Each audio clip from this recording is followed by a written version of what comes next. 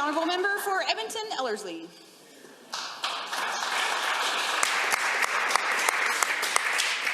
Thank you, Madam Speaker. Edmonton Ellerslie is a diverse, engaged and rapidly growing community. A community with young families who are raising their children and hope for them to have a good education. Sadly, it's also a community being left behind by this government.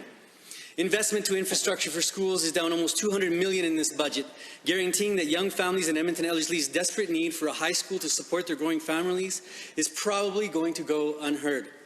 Parents also tell me that their children come home frustrated because their classrooms are too crowded.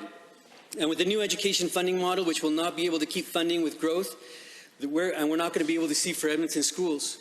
Parents of special needs children who have the added experience of worrying for their children being left behind in our public system due to the PUF funding cuts. These families will now have to provide additional support resources for their children from K-12 on top of facing higher taxes and school fees.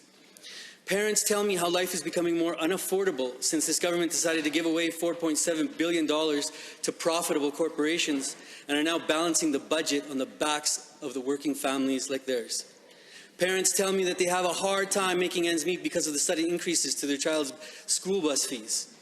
Each child in our province should be afforded equal opportunities to succeed, Madam Speaker. And handing down astronomical cuts to education is not the way that we invest in the success of our future generations. They deserve better, and we owe them better. But if the education system continues to go under attack as it is now by this government, then my colleagues and I have a long fight ahead of us.